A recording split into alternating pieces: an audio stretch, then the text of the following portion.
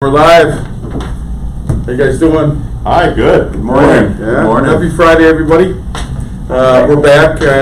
It's just me today. Johnny's on vacation, so hopefully he's having a good time wherever he's at and enjoying himself. But today I have a couple guests. I have Craig Harland. Craig does a lot of things here at my home group, so he is on the support center. So he's a large part of the agent helpline when you call in. He's also a licensed agent. He's been in the business a long time, so we're going to learn a little bit more about Craig here in a little bit. And I have Dax Watson, our in-house attorney, so he's going to get into some do's and don'ts of risk reduction. Yeah, risk reduction here for agents. So let's get started. So let's start with you, Craig. So give us a little background. How long you've been in real estate, all that good stuff. Been a real estate agent for more than 10 years now. Before that, I owned a mortgage company for 9 years, and then commercial banking, commercial real estate finance before that. So always around real estate one way or another. Just got into the actual front end of being a real estate agent, and met John Dyer pretty early on. So kind of reconnected with John here. So probably have some old stories. He probably has some old stories about me, but. So basically, because of that, and just been an associate broker here, but not one of the managing brokers. Just a licensed agent operating as an associate broker, and did pretty well in understanding a lot of the tech platforms. So they asked me to step forward and handle the helpline.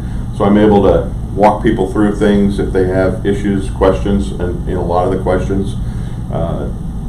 There's always a stump the agent helpline. I look forward to those because then I learn something new if I have to call in someone else. So every once in a blue moon, I get stumped and I have to call in someone else. And one of the questions a lot of people ask is, "Am I calling the right helpline?" Well, let's hear your question and I'll be able to tell you. Because of my experience and knowing John for a long time and now working with Larry for quite a while, I probably go over the defined, if you read the print ad of what's the difference. But the bottom line, I'll answer some questions that maybe fit into the broker, but I know exactly what you're going to get when you talk to one of them. Mm-hmm. But if it involves your money or your client's money in a question of some kind of dispute, then it's the broker hotline. Mm-hmm. If it's a how to get something done, how do I move this deal forward, what form do I use, then I'm your guy to help you out. So that we added the agent helpline. Gosh, it's been over a year now. Oh yeah, probably a year and a half, maybe 2 years. We added that just to kind of take a little bit of the relief off of the guys answering the broker hotline. And because I'm an active agent actually out there doing it, I kind of know the challenge that you have on the front end, getting into SkySlope and some things. Larry and John look at the back end of SkySlope all day long, but they're not entering deals into SkySlope, which I do. So that's why I help. So a really diverse background. I really like it. I come from a similar background. In fact, I've known you for a while. Yeah. Back in Solutions Real Estate, yeah. Where I first started my career 8 years ago. So so Craig's been around for a while. Just a couple things. We love your questions. So if you have questions, please forward the questions, and Dax is going to be kind of watching the question list along with Kelly. So if you have those questions, fire away. We love questions. As an agent, you brought up something that I think we can get into a little bit more is, the agent helpline versus the broker hotline. I think you kind of addressed that one, but can you get into some what are the main questions that you get from the agent helpline? Well, there's people call and they start out, this may be a dumb question, and I'm like, no, there's no dumb question. If you don't know the answer, it's not a dumb question. So a lot of times it's the agents that are brand new agents, and of course they may need a higher level of help than just calling the helpline. We have some solutions for that. Maybe we'll chat about in a bit. Yeah, absolutely. But the questions are, I just came to my home group, I was somewhere else, and a lot of SkySlope questions. How do I get started in that? How do you put rental in? So I'm trying to develop a little bit of a video library. We have a new platform that we're rolling working out on it. soon. The company going to be rolling out soon, so I'm hopeful that we'll be able to have a good place to put the FAQ videos. Right now, I tell people, send me an email and I'm going to send you a video that's going to, if a picture's worth 1,000 words, a video's worth like 10,000. So a lot of times my answer to someone, if I'm sitting at my desk and it's not one I have a recorded video for, I'll just say, send me an email, I'm going to send you a video back, because I can show you what to do in about 20 seconds it takes me to cut the video, and Versus a couple minutes versus minutes saying, go look for this button, go look for that button there. So I'm a big believer in just showing you how to do it, getting you started, and a lot of those where the popular questions, I have them saved in my Evernote, so if I'm out and about, I can forward you the answer. That's a good thing you brought up, because we are very excited about the new back-end system that's rolling out. I know the owners, the staff, and so many people involved, even Dax, a lot of us have been very heavily involved in transitioning to this new back-end system. So we're super excited about it. I think it's going to, like Craig was mentioning, there's a lot more access to things and resources that will be able to answer a lot of your questions on the back end. I think we're going to be calling it the My Portal, so it's going to be very, very exciting when that rolls out. So Getting close. yeah, we're getting there. We're close. Can I ask a question real quick? Yeah. So are you also getting questions on contract writing, things of that nature, or does that go more to the broker hotline? So kind of the getting started, what forms do I need to use? I point them to where we have the forms list. So I do get questions on contract writing. And to that, people that are starting brand new agents, this, a lot of the agents that are just new to my home group, one of the questions we get, thanks to Dax creating a good one for us that covers a lot of bases, we now have the new affiliated business disclosure, which covers all of our affiliates instead of just one that we had the old one. And so now that it's required by everybody, people are seeing it on their checklist, and it's a surprise because they, I guess, missed the memo when that came out. So I'm helping people find that, helping people, get that pulled into the contract. But yeah, I'll help people walk them through the contract. But if someone like says, for instance, Yeah. I want to write something about earnest money.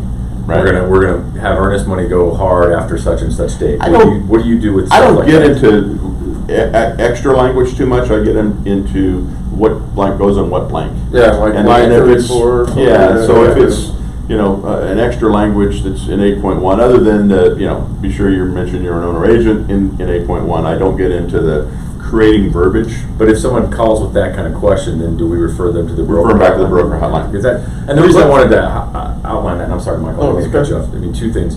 One of the really cool things about our company is we have these two different resources. Yeah, two levels of Yeah, we have one that I'm going to call more kind of administrative, how you kind of get through the process of your deal, and the second one is what you're getting at is, all right, we got some questions, Right. And I don't even want to go to the point of their legal questions, although there might be some aspect to that, but then that goes to the broker hotline, and then candidly, and we'll also talk about this a little bit later. Yep. There's certain things that then get escalated to me. Yep.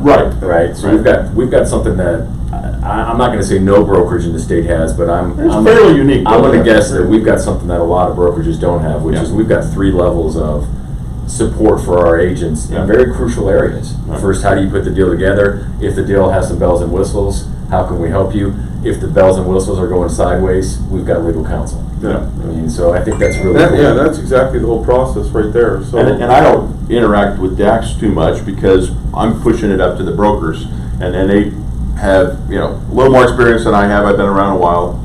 I don't know, 13 years, 14 years.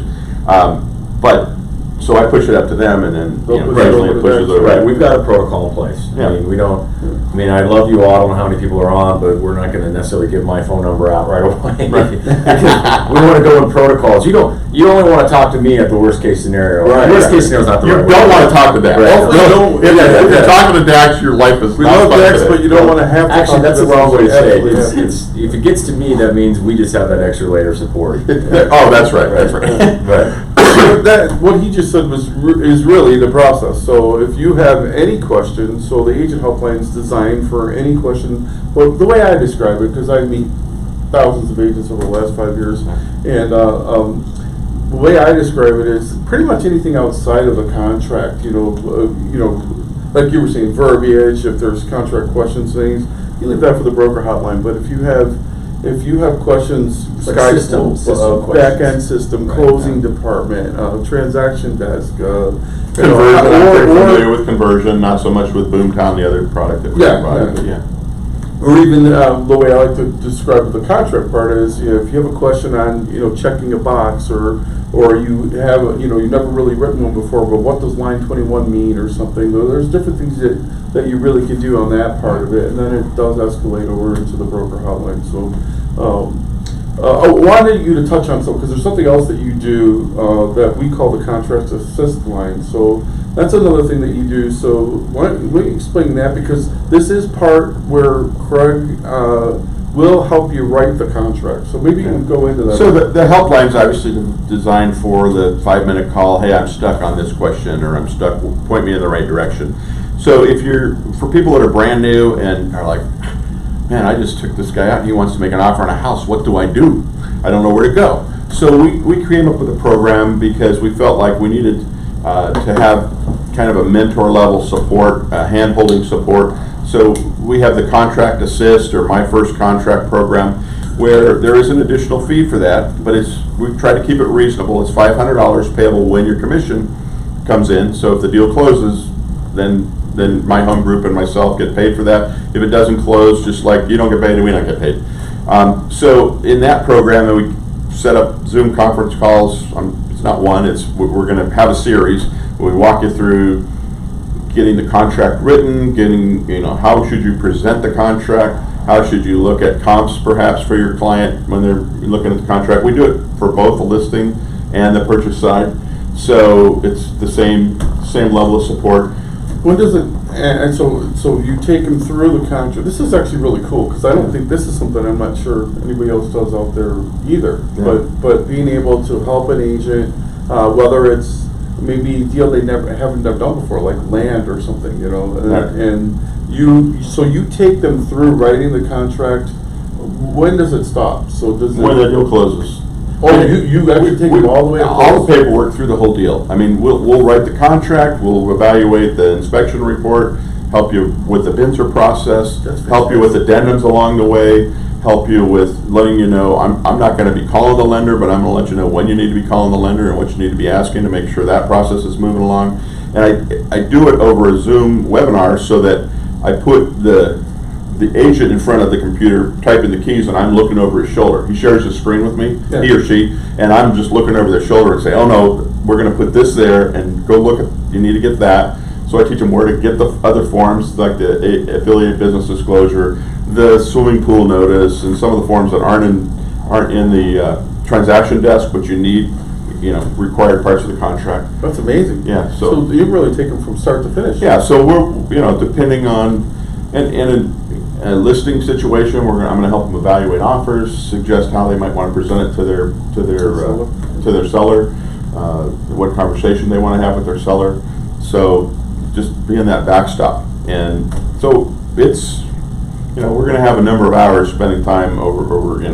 And for $500, that's pretty amazing. No, and that's Right. that's significant, That's a because deal. especially I think whether you're a new agent or you're a seasoned agent, going through a process like that's always going to be valuable. But for a new agent, I can't tell you, as a lawyer, how many disputes can be avoided if the contract's just written right. Right. And I mean, the first thing that pops into my mind is the misuse of the BINSR is probably one of the most misused documents out there in terms of people using the BINSR improperly, not, instead of where we would usually use an addendum, they're trying to amend the contract in the BINSR. So just like little things like that, which I'm sure you're assisting them on, avoids so many problems. Right. I mean, that's a big deal.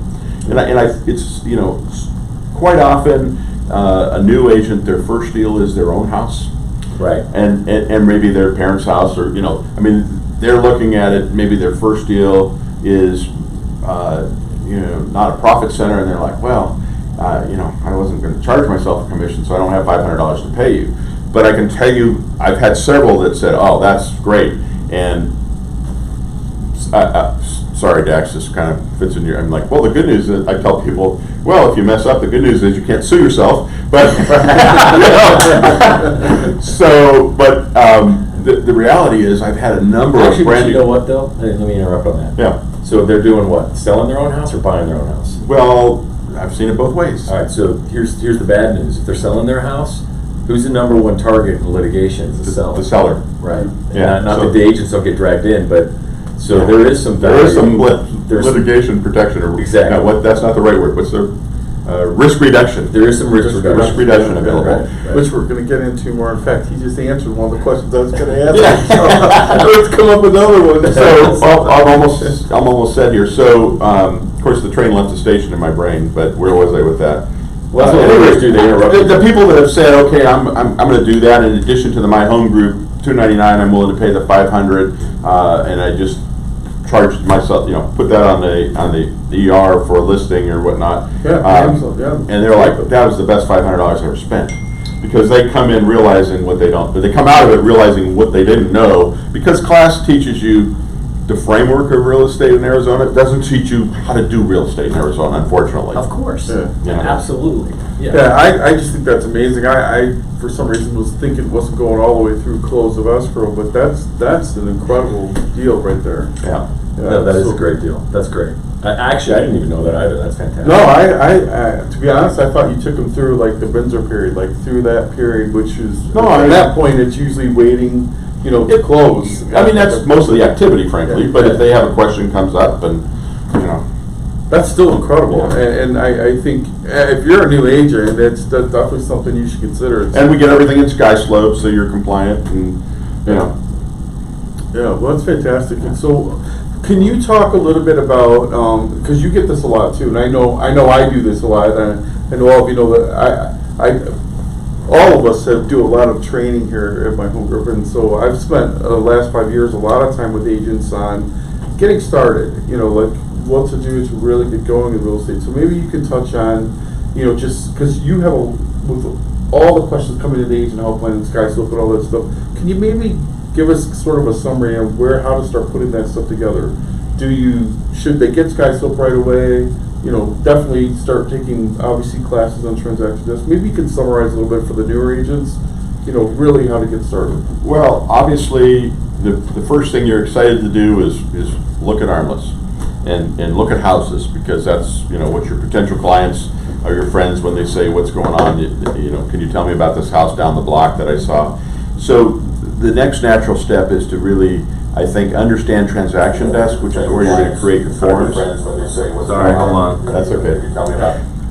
That's where you're going to get your forms when you're ready to make an offer. So I think that an agent, once they're even thinking about showing someone houses, they need to get at least a signed into transaction desk. You have to get a single sign-on from the Arizona Association of Realtors to get that signed into transaction desk. But be ready, or once you start showing properties, you think you may want to do that My First Contract, contact me ahead of time, and either myself or another seasoned agent I'll put you in touch with to help you be prepared. It's a lot better than calling at 8 o'clock on Friday night and saying it's this guy told me there's 3 offers in, I need to get my offer in by 9. So that's a lot of pressure on you, a lot of pressure on whether you can reach me at that point.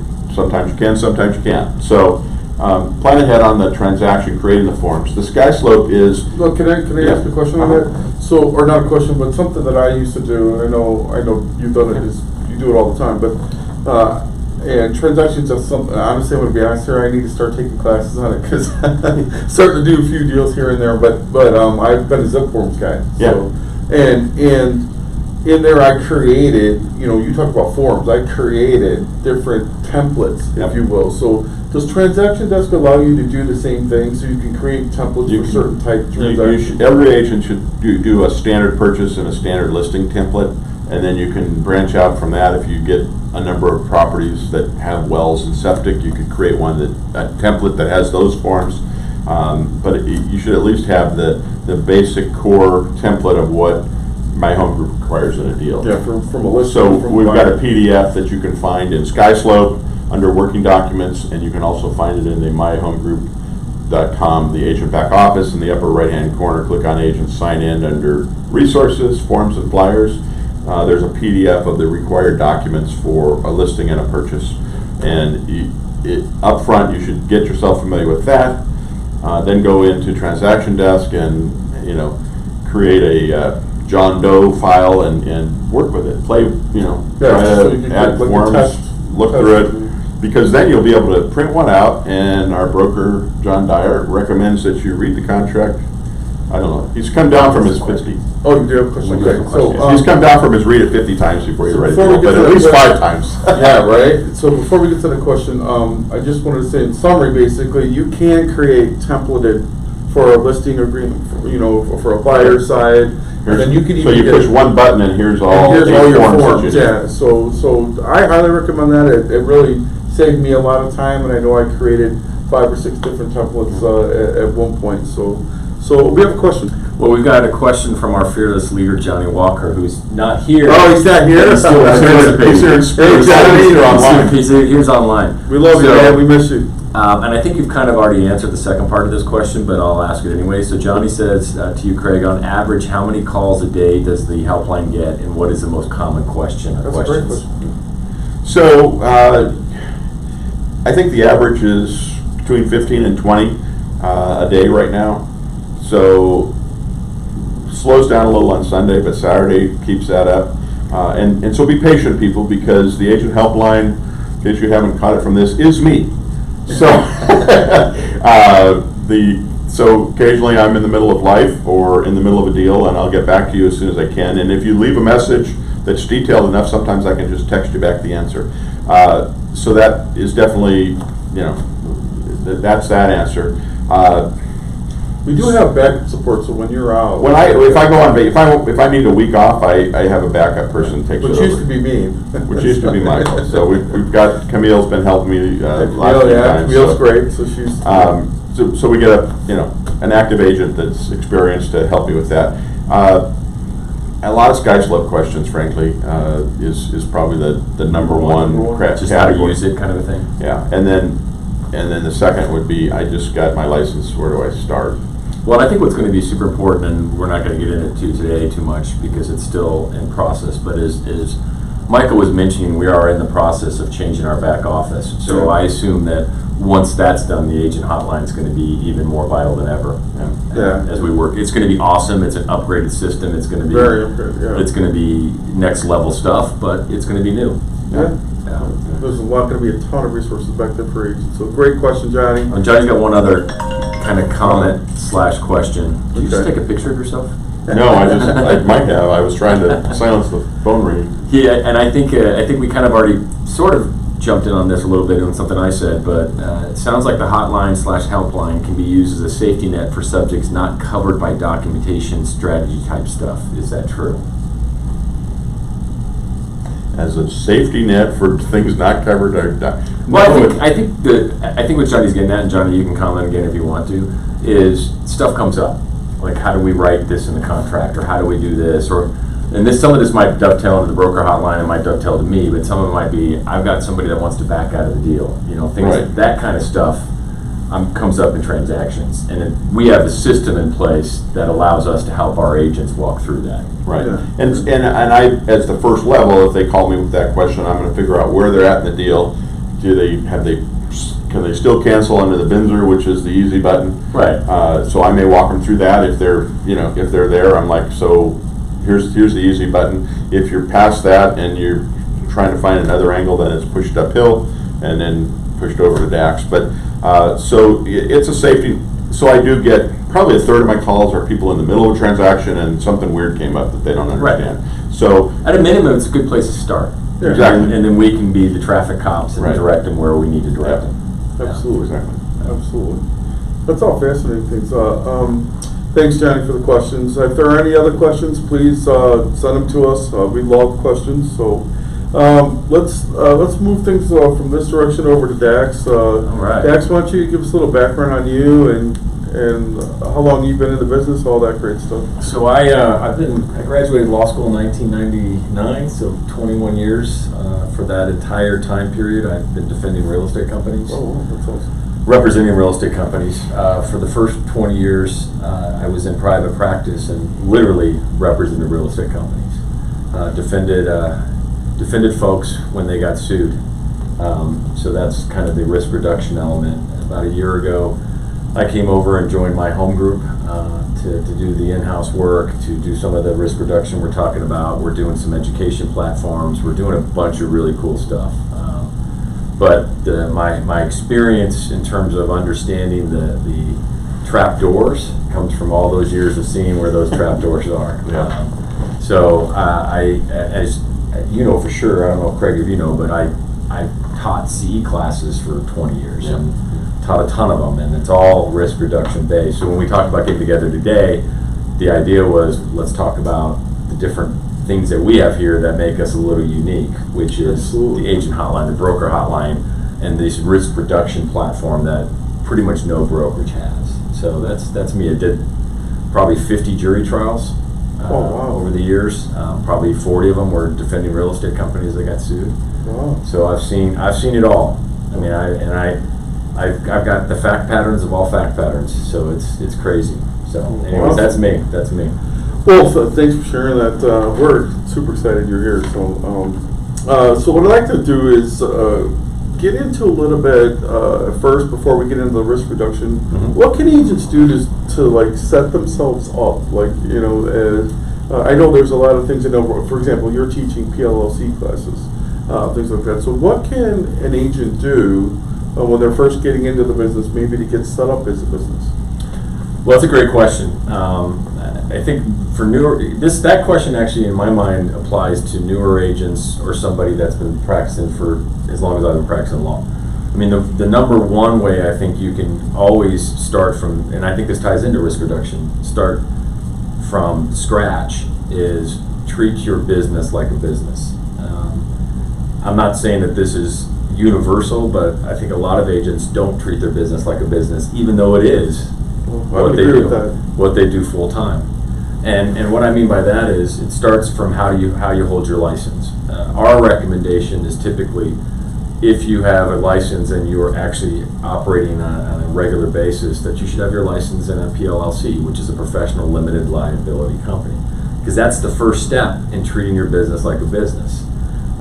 It allows you to now open up a bank account, to get a tax ID number, to do everything that any other business owner does. We're an LLC here at my home group. And my law firm was a PC, a professional corporation. It forces you just from the jump to say, all right, everything I do, I'm going to run this like a business. I'm going to get my commissions here. I'm going to do all my expenses here. If I hire an assistant, I'm going to run it through there. I can do 401k through there. I mean, I can do all kinds of cool stuff. So that to me is step number one. And Michael was kind enough to mention that we do a class every other week that I run. The next one's on July 29th at 9:30, and you can contact Kelly Harris, and she can give you the information. But we also blast it out on all of our platforms, where we talk just about that. Let's talk about how you put your license in a PLLC. So I think that's number one. I think number two is what I've heard today. If I'm a new agent, I'm doing this program through the agent support, because the number one way to be successful is to learn how to do a transaction and learn how to do it right from go. And you know what? And even if you've been practicing for a while, it's not a bad thing if you just joined us to do it, or even if you just want a refresher. Oh, I've had a couple people have done 2 or 3 because they wanted to get it right. You know? Right. And then stay educated in general. We'll talk about the risk reduction because there's 4 or 5 pointers that I can give you in 30 seconds that can keep you out of a lawyer's office. But I think that is one of my questions. Right, right. I'm getting notes ready. Right. Doing stuff like this, right? Getting on these classes, spending an hour of your time every couple days getting educated. I mean, that's huge, because our industry, like most industries, is changing all the time. So if we're not up to speed and we're not continuing to see what's going on, that can lead to a problem. And I think right now it's probably more important than ever. I mean, our world is just in chaos, right? So now's the time to be in tune, tied in, doing everything that we can do. So that's just like my 30,000 feet kind of deal. Right. Treat your business as a business, stay educated, take advantage of your resources. If you're my home group agent, then you have a lot of resources, and I strongly encourage you to tie into those. And it even goes deeper to not just the assist line, but we have the workshops that are every day. So there's you're teaching that out of there. So we have a lot of resources in that realm of training. Yep. From the workshops. We have over 3 years of live training on the back-end system that they can go through and see all kinds of classes. Right. The UX training program is out there for agents that'll really teach you how to develop and build a real estate business. We do touch on a lot of what Dax is talking about. So in those I would touch on that. So the UX training program that Michael does in conjunction with VIP Mortgage is how to build your business, how to find business, and then what I do in my first contract is how to get it done. So you're more of the bigger picture, get the business in the door, and how do you discipline yourself to keep that flowing? And I'm in let's get you started in doing the details of a deal, the first deal. Right. So using the workshops, you're exactly right. Using the workshops, using the training, the UX is going to take them through starting a business plan. It's going to take them through, how to do open houses. It's going to take them through scripts, time blocking, productivity, database management. It's going to get them through all that stuff that agents need to do as a business. Yeah. And then, of course, come the questions. Then the agent helpline, the broker support line, and over to Dax. So a lot of tremendous resources here. So back over to Dax. So now agents kind of have a start on how to get set up. So I think a PLC is super important, and then not after that, it is tracking your business, keeping track of what's coming in your business, going out of your business, all that good stuff as well. But one of my next questions are, what are some things that you see, and you touched on a little bit, that are most problematic for you, most problems that agents have that come to you? I think you mentioned Binzer a little bit. So I did, yeah. but I think a couple things. There are a couple of questions that I'm going to ask. Well, I think we'll go back to it, Okay. because I think it'll make some sense. I think that when I do practice pointers, it's more broad picture, and it's funny because one of my gripes, and I'll say it out loud because I've said it to Judy Lowe, one of my gripes is that we have to do 3-hour CEs, whereas most professions you can do lunch and learns and get a half-hour credit, you can get an hour credit. But I laugh because I have built classes around 3-hour CEs that really have like 3 or 4 basic practice pointers that can keep you out of trouble. And I like to actually give examples because I think it hits home. So one of my favorite cases I ever did, and it's only favorite because of some of the absurdity of what was being asked, but I had a case where a agent was driving their client around a subdivision looking for a house. Actually, I'll take that back. The client was driving. And the client was driving because he had to bring his young son. And his young son was, I don't know, young enough to still be in a car seat, and I can't even remember how young that is, but young, right? 3 or 4, whatever. And as they're driving through this neighborhood, the client says to the agent, it's really important to me that we are able to have a basketball hoop in the front yard. Because believe it or not, even though my son's really young and I don't look very athletic, this is a true story, that's what he said, I've seen my young son in the living room with his little Nerf hoop, and he's got all kinds of skills, and I really think that if we can put a basketball hoop in the front yard and I can work with him and get him the right coaching, he can play in the NBA someday and make millions of dollars, right? So that's the conversation they have. And as they're driving through this subdivision, some of the houses do have basketball hoops. Now, at that point, that's where the recollection of what happened next diverts. According to the client/buyer, the agent's response to that was, there's basketball hoops all over this neighborhood, of course you can do that. According to her, she didn't say that at all. What she said was, there's basketball hoops everywhere, but you, if you put in an offer in this subdivision, need to make sure you check the CC&Rs when they come in, that you can still put up a basketball hoop. Okay, fast forward, buys a house, tries to put up a basketball hoop, gets a letter from the property management company saying, you cannot put up a basketball hoop, those were all grandfathered. Right, now, the reason this is one of my favorite stories is he turns around and sues the brokerage and the agent for what? What do you guys think? Oh, his NBA earnings. For lost earnings. Millions of dollars in lost earnings from his 3 or 4-year-old son. For a $300,000 house. And one of the things we did is, the statistics of any human being making the NBA and all this stuff. I mean, it was absurd. It's one of my favorite stories because of the absurdity of the claim, but it's a really good teaching point from the standpoint that this is a very, very sophisticated agent, a very successful agent, and what she failed to do, which I see all the time, is not paper her file. Because the only thing she had to do in this scenario was put an email together or a text together after that conversation saying, hey, we're putting an offer in on this house. You said a basketball hoop was super important to you. This is just a reminder that you're going to check the CC&Rs. Sure. That mistake happens more than any mistake I've seen in the last 2 decades. And it's not because she's a bad agent. It's because as a human being, she thinks she's had a conversation, she thinks everyone agrees to it. And thinks everyone hears it the And same. thinks everyone hears it the same. And also, I hate to be naive or negative, but having done this for 20 years, when money comes involved or people are unhappy, their memories change real quick. Yeah. And so if I could give, that's always been my number one pointer. And I can tell you case after case. I had a case where somebody was walking a vacant lot, and it was right within this subdivision, or right outside the subdivision was this beautiful area of vast land. And the conversation was, well, what can they do with this area of land behind this house? Because I'm going to build a $2 million house.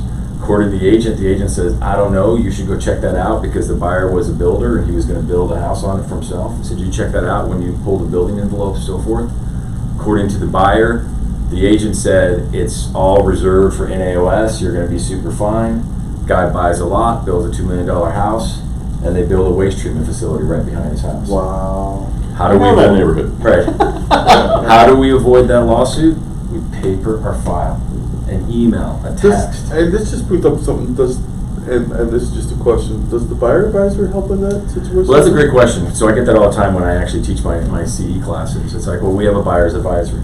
And how I always respond to that first is, you know what you also have? You've got a purchase contract that says that the buyer and seller are going to release any and all liability against the agents in the transaction. And my That question, section's initialed by right? that. It's initial, and I can give you the story behind why it's initialed. And I bring that up and I say to people, this is back when I was in private practice. Do you think I would have a job right now if that provision works? And so what the point I'm getting at is, you can try to paper your file with that kind of stuff all day long. It's not a get out of jail free card. So the buyer's advisory is a great document, and it helps me. It should have it. They should have it. And in the waiver of liability is a great thing to waive in front of a jury. But how Arizona works is, and I don't want to bore everyone with all the lawyer stuff, is we are a comparative fault state.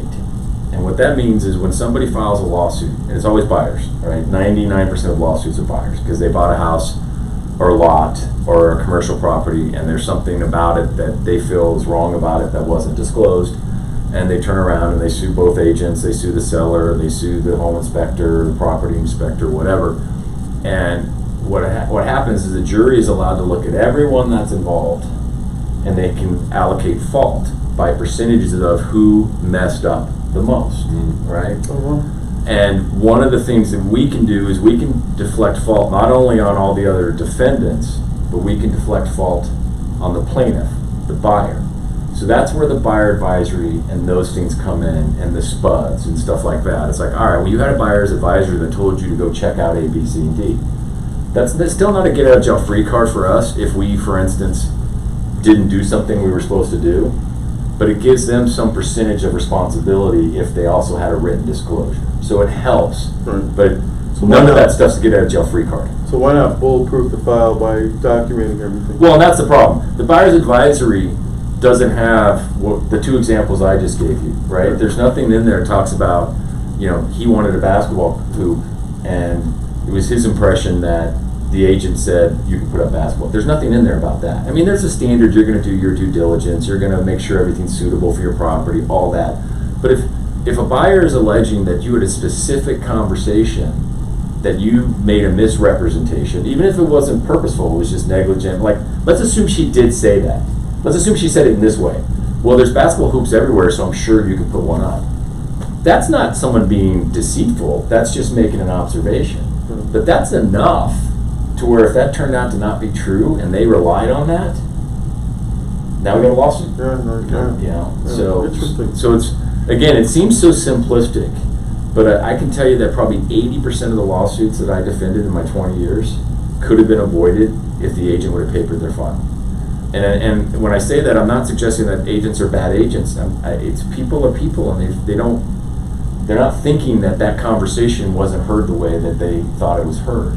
So what I always say is, whenever you're in a transaction and there's a discussion about something that's important to the client, those are the discussions that have to be memorialized. Follow up with an email. Follow up, and we live in the best time ever to be a real estate agent, because we all live in our devices anyways, right? And it takes 30 seconds to send an email or a text.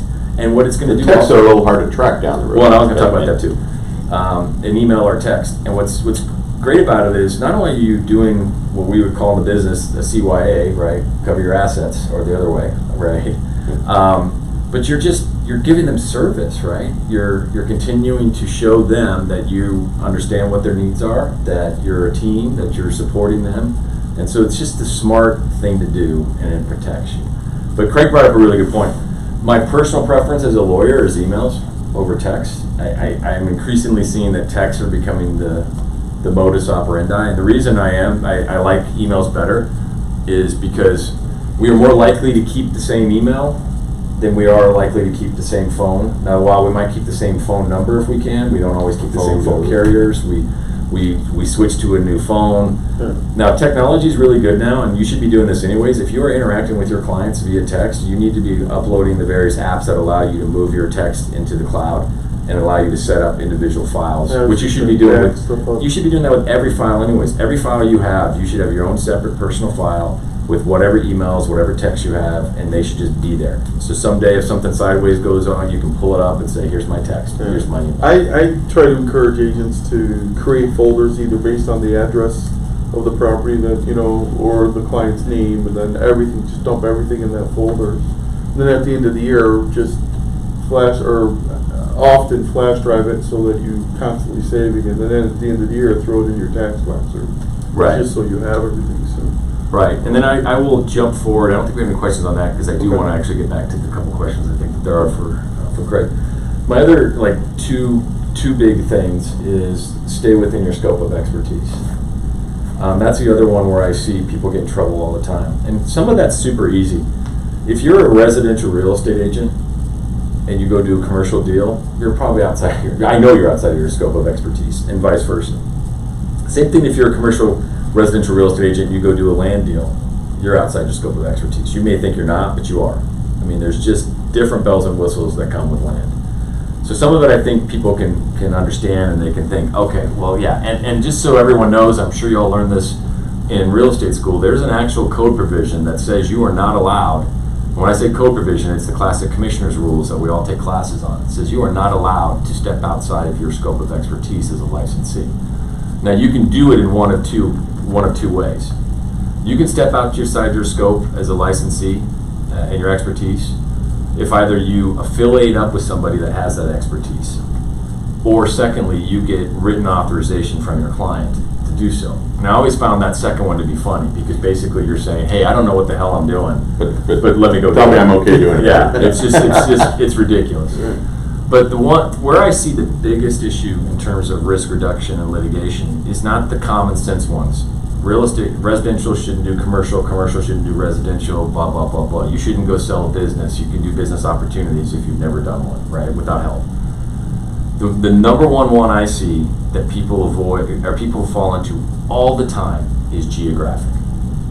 There's not the thought process of the further you get away from your home base, the more likely you're outside of your scope of expertise, regardless of what area you practice in. Because every city, every community has its own bells and whistles.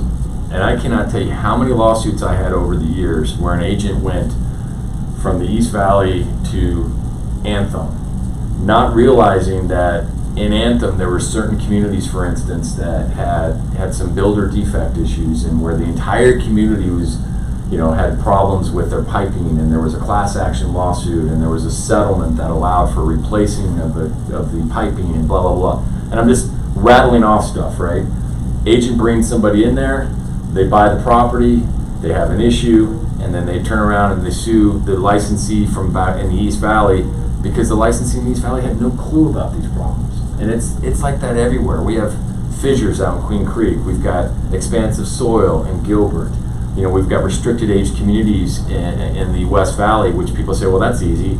I know that somebody over 55 or somebody under 55 can't be there. You know where the lawsuits come from? It's not the putting the person in there that's over 55. It's the fact that there's so many restrictions within the actual community documents that if they want their granddaughter to come and live there while they go to call, I mean, it's just, there's Air Force Base restrictions out in the West Valley. Sure, you're gonna have the map. You gotta have a map, Yeah. but there was also a zoning overlay in which there's certain communities out there, for instance, at 2 lawsuits, where there's certain communities out there that because there was a lawsuit between Maricopa County and the state of Arizona in terms of Maricopa County issuing building permits next to the Air Force Base out there, Lou, there's certain subdivisions where they can't add on any more property, or if there hasn't been a lot that's built out, they can't build a house on it. And those houses all went through resales during the REO days, and everyone got sued. So the point I'm getting at is stay within your lane, and one of the major important lanes is geographic, and people don't think about that. But if you were gonna do a deal, do your homework, do the research. Well, I mean, here's another great thing about, so let's circle back, you know, obviously this isn't limited to my home group agents, but one of the great things about my home group is we have resources like crazy on that kind of stuff. I mean, not only can you pick up the phone and ask questions, but if we're gonna go outside of our lane and you still want a piece of the deal, we've got 1 million teams, we got 1 million folks that we can refer you to, we can affiliate you up, you can get a referral fee. I mean, you know, be safe. From commercial as well as residential in other towns. Yeah, other areas. Exactly. And then the last thing, and then I want to get to questions because we're getting there.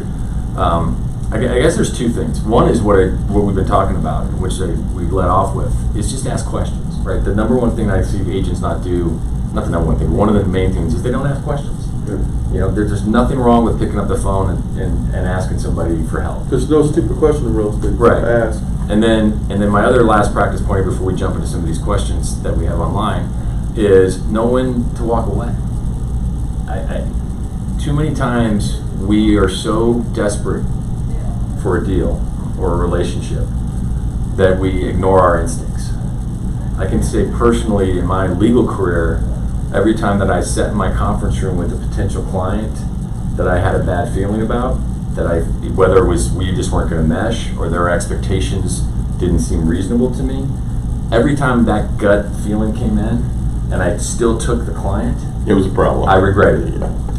You're going to have the same experience at some point in your real estate career. And my advice is, if you're getting that feeling, there's a reason to get in that feeling. I mean, my favorite one ever is I had a client after she gets into my office and she'd been sued, and we're talking, you know, it's first meeting, and she says, yeah, I probably shouldn't have took this client when he told me he'd sued his prior real estate agent. I'm like, yeah, that's a red flag. Yeah, that's one of those you just say time out. But the point is, like, you know, use your instinct. I mean, sometimes working for that commission can lead to things you don't want to lead to. And I'm not suggesting that you just automatically just No, but turn ask people down. questions. But right? just be mindful that sometimes you just got to think we're not the right fit. Right, yeah. So that's that. Let me, Mike, you can talk if you want, or I don't know what you want to do next. But No, that's I know great information. I know there's some questions here, so let me see what we got. I just always say that if you're going to do a deal outside of an area, I've always encouraged people to Prepare do your yourself. research, Yeah. prepare yourself, find out what's going on in that community, and you know, HOA, CCNR, all that stuff. Get yourself familiar with the area, and that's the beautiful thing about technology is that we can do that. I mean, we can literally research it, and we have on top of that tons of resources, broker hotline, you know, the agent hotline, things like that to help get our questions answered. So. And just the mining group mastermind. It's a great place to ask, kind of poll the audience as whatever popular game show out there, you know. Get to poll the audience in the mastermind group. Yeah. You know, people are looking for a home inspector in Timbuktu. Poll the audience. Someone knows. Yeah. And that's what the masterminds group great for as well. So we've got a couple comments. Okay. Emily said Michael is awesome, so there you go. Thank you, Thank you. Emily. Nobody ever He'll says pay that. you later. No one ever says that to the lawyer. Dex is awesome. I've known Dex. Johnny made a very nice comment. Amy says, so this is, Craig, you can comment on this. I think this is great. I train our MHG TLG agents to CC the SkySlope file on all correspondence. So I don't know how that works. I'm not much of the operational guy, but that sounds like a great idea. You can do that. That's a great paper in the file. Hi, Amy. we've got happy birthdays to Craig. So Uh-oh. by the way, did we mention that? Secret's out. What? Did we mention that? No, we didn't mention that. We So were trying Craig to avoid that. Craig is 33 years young today. Yeah. Plus 30. So let me get back to Johnny. My 30th anniversary of my 33rd birthday. So Thomas Gerard, wish you happy birthday. There might be a couple others, so I don't want to leave anybody out. But Tom's is actually my cousin, so. well, that doesn't count. Or his dad's my cousin, or whatever that makes, I don't know. I never figured that next generation out, but. So Johnny was asking this, Craig, and I think this gets back to you. So do you get questions on the agent hotline where they're asking for recommendations on listing prices and things of that nature? And what do you do if you do get that question? So if I do get that question occasionally. It kind of depends, if I'm sitting at a computer, I might give them a few minutes time to look at it.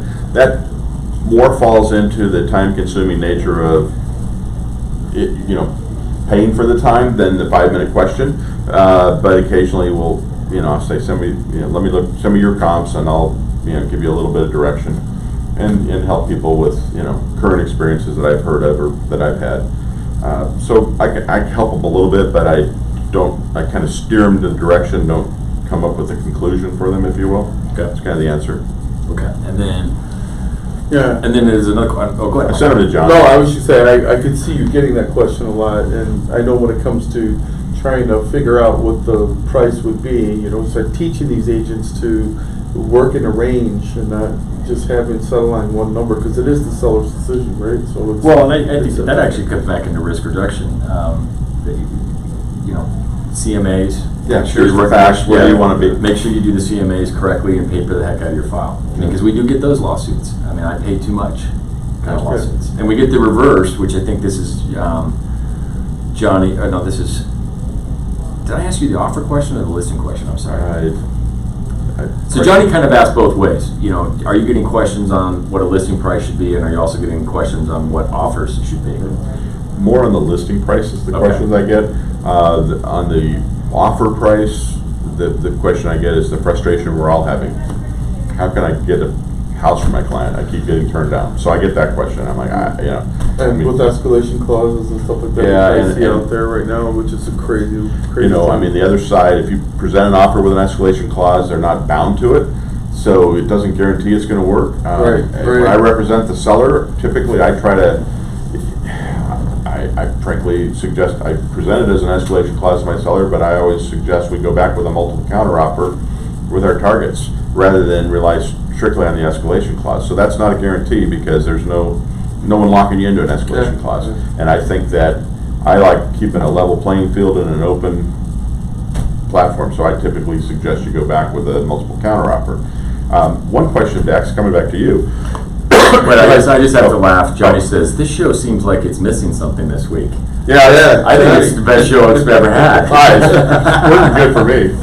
We do miss you, Johnny. We miss you, Johnny. Miss you, Johnny. What's your So question? one of the questions I get frequently lately, what's this new form, affiliated business disclosure? Because I'm not doing business with any of these people.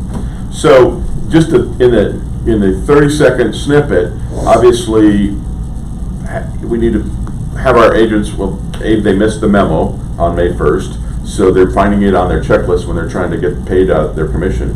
But the why, I guess. All right, so that's a great question. So we have updated our affiliated business disclosure form, which basically lists off a couple groups of folks. One big picture is we list off all of our partners. I mean, we, like most real estate companies, affiliate up with, work with a bunch of different folks to give value to our agents and to our clients. Within that, there's a subsect of partners that are what we would call RESPA partners, which I don't want to bore everyone with that. Most of us probably have some working knowledge of it. Some of us might have great working knowledge of it. But it's basically, they are the partners in the industry that are part of the settlement process, meaning they're title, they're lenders, they're appraisers, they're inspectors. Anybody that could somehow ever get paid on a HUD, and they don't call it HUD once anymore. I'm so been doing this too long. Settlement statement. they're RESPA partners. There is just number one, there's legal requirements. There is federal regulation that tells us that we need to submit this form to our clients they know that we have these affiliations. Whether we're using them or refer them or not, we have to do that. And then even on the subsect that's not RESPA, it's just a company policy, and it's something that we've put in place to protect everyone. Because we don't want somebody coming back someday, let's just say they used them, even if we didn't refer them, and say we didn't know that. So I think number one is it's federally required with the RESPA partners for sure, and it's company required for anybody that's non-RESPA. And it's one form, but you'll see if you look at it, Two signature lines. there's two signature lines because we've broken up the two classes of partners. So would a best practice perhaps, and I'm going to loop this into another best practice that we probably don't all follow, but this should be an upfront form, like the buyer advisory, Absolutely. the disclosure of your agency, the ready form, and this form, and a buyer broker employment agreement if you choose to do that. But those other three should be when you're meeting someone initially before you put them in a car. I agree. And then those all survive whatever transaction you end up getting into with them. Right. So that's the best practice that I think we kind of. And We all forget. We rush to. But here's your template. If you're gonna create. And let me. Well, this is like the initial buyer consultation template. Those should. Oh, yeah. Yeah. And let me say one other thing. I know we're almost out of time. We only got a couple minutes. We got a couple minutes. But let me say one other thing about the affiliated 4 business minutes. disclosure is it's a living, breathing document. It changes based off of relationships that we have and partnerships that we enter into. And I only say that because I know agents will sometimes download their forms and just use those forms for all time. So you do have to be on. We will always post an update when we update forms. Right. So just be mindful and view Make sure that. the View current those version. Yeah, make sure you're using the current version.